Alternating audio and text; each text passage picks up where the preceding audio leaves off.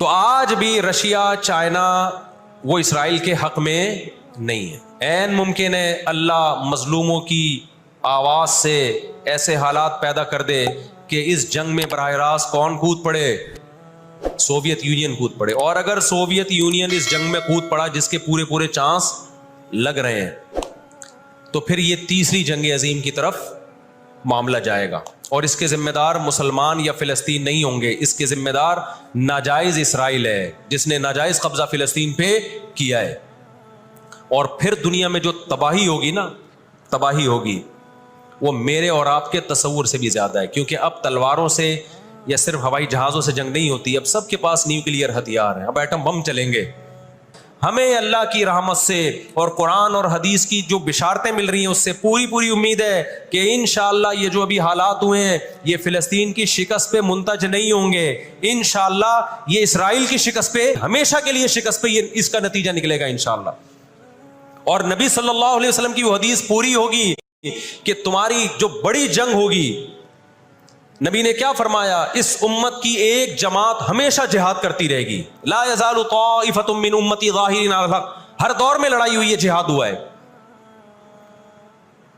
آپ اس ہسٹری اٹھا کے دیکھ, کہیں نہ کہیں جہاد ہمیشہ ہوتا رہا ہے. تو آج بھی ایسا ہوگا. اور بالآخر یہ معاملات اگر بین الاقوامی دنیا نے کنٹرول نہیں کیے تو نبی صلی اللہ علیہ وسلم کی پیش گوئیاں انشاءاللہ بہت جلد پوری ہونے والی. نبی صلی اللہ علیہ وسلم نے جب یہ بات ارشاد فرمائی تو اس وقت پتہ چلتا ہے کہ ہمارے نبی صلی اللہ علیہ وسلم کی جو پیش گوئیاں ہیں وہ اگر وہ پوری نہیں ہوئی تو آپ ٹائم کا انتظار کریں, ایک وقت پوری ہو جائیں گی. 1300 سال تک مسلمانوں کو اس حدیث کا مطلب سمجھ میں نہیں آیا. عملی دنیا میں ایمان تو تھا سب کا کہ اللہ کے نبی نے جو فرمایا برحق ہے. جب مدینہ سے اور جزیرہ عرب سے ان کو نکالا گیا, یہ دنیا کے مختلف ملکوں میں جا کے آباد ہو گئے ہیں. اس کے بعد یہ ہمیشہ یا تو عیسائیوں کے زیر سایہ رہے ہیں یا مسلمانوں کے زیر سایہ رہے. ان کی لڑائی اگر ہوئی عیسائیوں سے ہوئی ہے, مسلمانوں سے ان کا کبھی ٹاکرا نہیں ہوا. لیکن پیغمبر صلی اللہ علیہ وسلم نے کیا فرمایا صحابہ سے, تقاتلون, تم لڑو گے. تم سے مراد یہ امت لڑے گی, ایک وقت آنے والا ہے اور ایسی لڑائی ہوگی. دنیا جن حالات کی طرف جا رہی ہے نا, یہ ایسا لگتا ہے کہ اس حدیث کے پورا ہونے کا ٹائم آ گیا ہے. ہم جب قرآن مجید پڑھتے تھے, اب بھی پڑھتے ہیں, لیکن جب طالب علمی کے دور میں جب سمجھ کے پڑھنا سیکھا ہم نے, تو ہم جگہ جگہ قرآن میں دیکھتے تھے کہ میرے بیان کو لوگ شارٹ کاٹ کے, شارٹ کلپ بنا کے غلط چلاتے ہیں. تو دجال کس کا سپورٹر ہوگا؟ بولتے کیوں نہیں؟ ابھی تو دجال آیا نہیں ہے اور آپ نے بولنا چھوڑ دیا ہے. جب آئے گا تو پھر تو اچھوں کی بولتی بند ہو جائے گی. کس کا سپورٹر ہوگا وہ؟ قرآن سے بھی یہ بات ثابت ہے کہ ان کو ان کی شرارتوں کا مزہ, عذاب جو ہے وہ دنیا میں ملتا رہے گا. میں بار بار کہتا ہوں ہٹلر نے بھی ان کو عذاب دیا ہے. ہٹلر سے پہلے بھی اسلامی نہیں بلکہ دنیا کی تاریخ میں بہت سے ہٹلر گزر چکے ہیں جنہوں نے ان کی شرارتوں کی ان کو دنیا میں سزا دی ہے. ہم پھر بھی بتائیں ہم ہٹلر کے حامی نہیں ہیں جو ظلم اس نے کیا, لیکن وہ بھی ان کی شرارتوں سے بیزار تھا. آپ کو معلوم ہونا چاہیے جب دنیا میں کسی کو بہت زیادہ ذلیل کیا جاتا ہے نا تو پہلے اس کو عزت دی جاتی ہے. کسی کے گلے میں آپ جوتوں کا ہار پہنا دو, یہ بھی ایک ذلت ہے. اور ایک طریقہ یہ 3 پیس سوٹ ٹائی میں آپ اس کو صدارت کی کرسی پہ بٹھائیں اور پھر آپ اس کو جوتوں کا ہار پہنا دیں. بتاؤ کون سی بڑی ذلت ہے؟ یہ دوسری ذلت پہلی ذلت سے بڑی ہے. پوری دنیا میں مار کھانے کے بعد نا اپنی شرارتوں کی وجہ سے آج اللہ نے ان کو ایک تھوڑی سی حکومت دی ہے. ایک چھوٹا سا کنٹری, اتنا چھوٹا ملک اور تعداد بھی بہت تھوڑی. اللہ نے انہیں کچھ وقت پنپنے دیا ہے.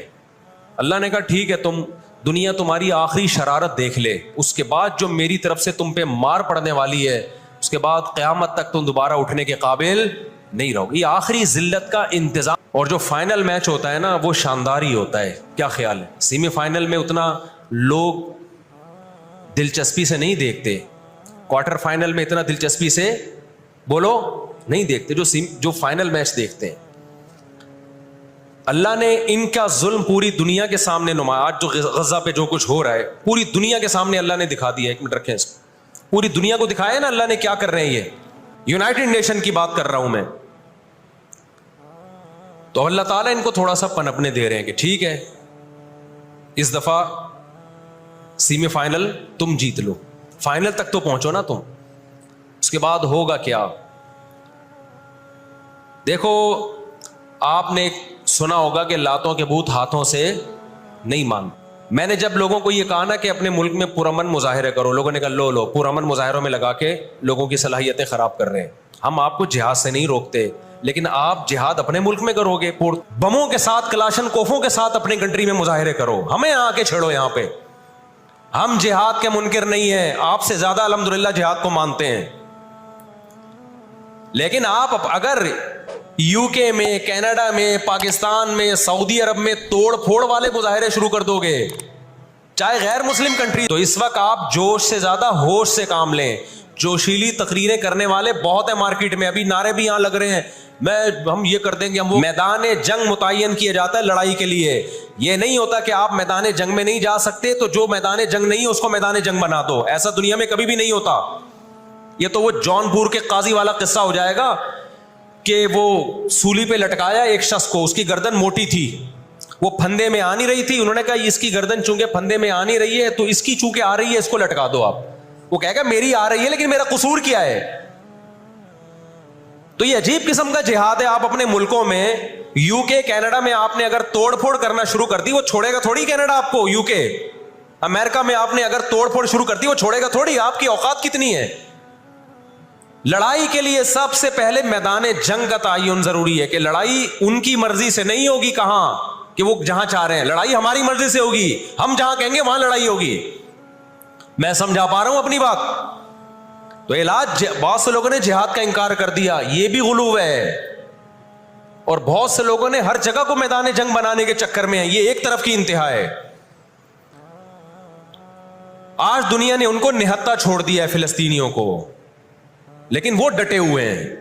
آپ ان کی مدد کر سکتے ہو جہاد کے ذریعے, ضرور کرو. کس نے منع کیا ہے آپ کو. اور اگر آپ ان کے ساتھ مل کے جہاد نہیں کر سکتے, نہیں جا سکتے وہاں پہ, تو آپ پھر ان کو جو سپورٹ کر سکتے ہو, ہم راشن پانی پہنچا سکتے ہو تو وہ پہنچاؤ. میں نے پاکٹ ویلفیئر ٹرسٹ کا نام لیا نا, اس پہ بھی لوگوں نے اعتراض کیا, لو بھائی ان کو راشن کی ضرورت تھوڑی ہے, ہمیں پتہ ہے راشن سے کام نہیں چلے گا, لیکن جو جہاد ہوگا تو وہاں جا کے ہوگا. یہاں بم پھاڑنا شروع کر دیے. ایک مضبوط ریاست تھی, عراق کا بیڑا غرق کر دیا, اب وہ چاہتا ہے سعودی عرب کا بھی بیڑا غرق ہو, وہ چاہتا ہے پاکستان کا بھی بیڑا غرق ہو. تو ان بیڑا غرق ہونے سے جو آپ کی ٹوٹی پھوٹی رہی صحیح لنگڑی لولی حکومتیں, ان کی بھی ایسی کی تیسی ہو جائے گی. اور فلسطینی بھی نہیں چاہتے کہ دوسرے ملکوں میں لڑو, وہ کہتے ہیں لڑنا ہے تو ہمارے پاس آؤ. تو یہ اب جو دنیا جا رہی ہے نا جس طرف, ہو یہ رہا ہے. میں نے آپ کو قرآن کی آیت پیش کی تھی نا, وَكَذَلِكَ نُوَلِّي بَعْضَ الظَّالِمِينَ بَعْضًا. اللہ کہتے ہیں ہم بعض ظالموں کو بعضوں سے پٹواتے ہیں. تو پہلی جو ابھی تک تو ہم نے نا امیدی کی باتیں کی ہیں. مسلمان ممالک شکست کھا کے بیٹھ چکے ہیں, 3 بڑی جنگوں میں شکست ہو چکی ہے. رشیا نے یوکرائن جیسے اتنے سے کنٹری پہ حملہ کیا. آپ نقشے میں دیکھیں, یوکرائن اتنا سا ہے, رشیا کیا ہے, یوں اگر وہ پاؤں بھی رکھ دینا تو کچل دے. لیکن جیت گیا کیا وہ جنگ؟ بولتے کیوں نہیں؟ کیوں؟ یوکرائن اتنا سا ہے مگر اس کے پیچھے کون ہے؟ پورا یورپ ہے, پورا یورپ اس کے پیچھے. یہ جنگ طول پکڑتی جا رہی ہے. رشیا اب تک یوکرائن کو کنٹرول میں نہیں لے سکتا. ان کو پتا تھا کہ ایک ہمارا دشمن ہے سوویت یونین, روس. جب 1956 میں جنگ ہوئی ہے نا, برطانیہ, فرانس اور اسرائیل نے مل کے حملہ کیا تھا مصر پہ, تو دھمکی کس نے دی تھی؟ روس کی دھمکی سے پیچھے ہٹے. روس نے کہا تھا نیوکلیئر اٹیک کروں گا میں, تو پیچھے ہٹ گئے. روس مسلمانوں کی خیر خواہی میں نہیں کر رہا تھا. روس کو یہ تھا کہ جب دنیا کا باپ میں بننا چاہتا ہوں تو تم دنیا کے باپ بننے کی کوشش کیوں کر رہے ہو؟ اگر یہ باپ بن گئے تو اس کو پتا تھا ہماری چودراہٹ ختم ہو جائے گی. تو اللہ ایک ظالم کو دوسرے ظالم سے پٹواتے ہیں. تو آج بھی رشیا, چائنا وہ اسرائیل کے حق میں نہیں ہے. عین ممکن ہے اللہ مظلوموں کی آواز سے ایسے حالات پیدا کر دے کہ اس جنگ میں براہ راست کون کود پڑے؟ سوویت یونین کود پڑے. اور اگر سوویت یونین اس جنگ میں کود پڑا, جس کے پورے چانس لگ رہے ہیں, تو پھر یہ تیسری جنگ عظیم کی طرف معاملہ جائے گا اور اس کے ذمہ دار مسلمان یا فلسطین نہیں ہوں گے. اور پھر دنیا میں جو تباہی ہوگی نا، تباہی ہوگی، وہ میرے اور آپ کے تصور سے بھی زیادہ ہے. کیونکہ اب تلواروں سے یا صرف ہوائی جہازوں سے جنگ نہیں ہوتی، اب سب کے پاس نیوکلیئر ہتھیار ہیں، اب ایٹم بم چلیں گے. آج اگر دنیا انسانیت پہ رحم کھانا چاہتی ہے، آج اگر امریکہ، برطانیہ، جرمنی، فرانس، جو دنیا کے لیڈر کہلائے جاتے ہیں، آج اگر یہ چاہتے ہیں کہ انسانیت کو تباہی سے بچائیں تو ان کو فلسطینیوں کا ہاتھ نہیں روکنا. فلسطینیوں کے پاس اپنے دفاع کا پورا اخلاقی حق بھی ہے، مذہبی حق بھی ہے، قانونی حق بھی ہے. اور اس جنگ کو بند کرنے کی کوشش نہیں کرتی تو بھائی جو تیسری جنگ کی طرف معاملات جا رہے ہیں اس کے ذمہ دار یہ لوگ ہوں گے جو دنیا میں تہذیب کے ٹھیکیدار ہیں. یہاں تک بات سمجھ میں آ گئی کہ نہیں آ گئی؟ دوسری بات، ہمیں قرآن و سنت میں اس بارے میں کیا ہدایات ملتی ہیں؟ اور اس حدیث میں جو میں نے اس میں مسلمانوں کے لیے خوشخبری ہے کہ اللہ تعالیٰ نے جیسے بنی اسرائیل انتہائی کمزور تھے، فرعون کا ظلم اور بربریت کا شکار تھے، اللہ سورہ قصص میں کہتے ہیں وَنُرِيدُ أَن نَّمُنَّ عَلَى الَّذِينَ اسْتُضْعِفُوا فِي الْأَرْضِ، ہم نے ارادہ کیا کہ زمین میں کمزور ترین لوگوں کو اٹھا کے زمین کا امام بنا دیں گے، طاقتور پہ غالب کر دیں گے. بہت دفعہ ایسا ہوا ہے، کم من فئۃ قلیلۃ غلبت فئۃ کثیرۃ باذن اللہ. اللہ کہتے ہیں دنیا کے نقشوں میں جو غالب ہوتا ہے، جس کی فتح اسباب کی دنیا میں یقینی ہوتی ہے، میں بہت تھوڑی سی جماعت کو طاقتور بنا کے دنیا کا امام بنا دیتا ہوں. ہمیں اللہ کی رحمت سے اور قرآن اور حدیث کی جو بشارتیں مل رہی ہیں اس سے پوری امید ہے کہ انشاءاللہ یہ جو ابھی حالات ہوئے ہیں یہ فلسطین کی شکست پہ منتج نہیں ہوں. اور نبی صلی اللہ علیہ وسلم کی وہ حدیث پوری ہوگی کہ تمہاری جو بڑی جنگ ہوگی، نبی نے کیا فرمایا؟ اس امت کی ایک جماعت ہمیشہ جہاد کرتی رہے گی. لا یزال طائفۃ من امتی ظاہرین علی الحق. ہر دور میں لڑائی ہوئی ہے، جہاد ہوا ہے. آپ اس ہسٹری اٹھا کے دیکھ، کہیں نہ کہیں جہاد ہمیشہ ہوتا رہا ہے. تو آج بھی ایسا ہوگا. اور بالآخر یہ معاملات اگر بین الاقوامی دنیا نے کنٹرول نہیں کیے تو نبی صلی اللہ علیہ وسلم کی پیش گوئیاں انشاءاللہ بہت جلد پوری ہونے والی ہیں. میں اکثر ایک واقعہ سناتا ہوں. ایک آدمی گیا کسی محلے میں، آ کے کہنے لگا اللہ کا شکر ہے اس علاقے میں میری عزت نہیں ہے. لوگوں نے اس میں شکر ادا کرنے کی کیا بات ہے؟ اس نے کہا اگر عزت ہوتی تو آج میری بہت زیادہ بےزتی ہو جانی تھی. آج میں نے ایسا کام کیا کہ میری بہت زیادہ بےزتی ہو جاتی. تو یہ ایک بہت بڑی ذلت کا پیش خیمہ ہے. ہماری ذمہ داری ہے کہ ہم ان کے لیے دعا بھی کریں، اپنے ملک میں ہم پرامن احتجاج بھی کریں. غیر مسلم ریاستوں میں بھی احتجاج کی اجازت ہے، یہاں ہم نے پرامن ہی کرنا ہے. یہاں توڑ پھوڑ سے کوئی فائدہ ہونے والا نہیں ہے. تو جوش میں ہوش نہ چھوڑ دیں آپ. یو کے میں پابندی لگائی کہ آپ فلسطینیوں کا جھنڈا نہیں لہرا سکتے. لوگوں نے لہرانا شروع کر دیا. اس کا نتیجہ کیا نکلا؟ فلسطین آزاد ہو گیا. اس سے جنہوں نے لہرایا ان کو گورنمنٹ اٹھا کے لے گئی. تو تھوڑے بہت لوگ جو کچھ غیرت جن میں تھی وہ بھی اپنے آپ کو ہاتھ پاؤں کٹوا رہے ہیں اگر، تو فلسطینیوں کے لیے پھر احتجاج کرنے والا، آواز اٹھانے والا دنیا میں کون ہوگا؟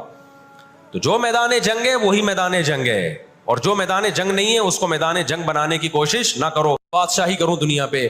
ہم چاہتے ہیں نہ جو میدان جنگ آپ نے جس جگہ کو رکھا ہے ہم جنگ وہاں سے ہٹنے نہیں دیں گے. وہیں میدان جنگ ہوگا، وہی جگہ میدان جنگ بنے گی. اور آپ نے اپنی حکومتوں پہ دباؤ ڈالنا ہے، حکومتوں پہ پریشر. دیکھو اردن میں جب احتجاج ہوا ہے، اردن کا بادشاہ نے آ کے اسرائیل کے خلاف بیان دیا ہے. لوگ سمجھتے ہیں ان احتجاجوں سے کیا ہوگا، ان پرامن مظاہروں سے کیا ہوگا. ایسا نہیں ہے. ان پرامن مظاہروں سے حکومتوں پہ دباؤ پڑتا ہے. آپ جو کر سکتے ہیں وہ تو کریں نا، آپ جو کر سکتے ہیں وہ تو کریں. اور احتجاج اور مظاہروں کی کال سیاسی جماعتیں دیتی ہیں، مفتیان کرام نہیں دیتے. لوگ مجھے کہہ رہے ہیں آپ بلاؤ احتجاج کا دھرنا، ہم آئیں گے. مجھے پتہ ہے 4 آدمی بھی نہیں آئیں گے، 4 آدمی بھی نہیں آئیں گے ہمارے دھرنے پہ. یہ سیاسی جماعتوں کا کام، اور سیاسی جماعتیں بھی کر رہی ہیں، لیکن اور زیادہ کرنا چاہیے. حکومتوں کے کام ہوتے ہیں. سیاسی سطح پہ جو احتجاج جب گورنمنٹ لیول پہ ہوتا ہے وہ پاورفل احتجاج ہوتا ہے. اور حکومتیں احتجاج جب کرتی ہیں جب ان کو پبلک کا ڈر ہوتا ہے.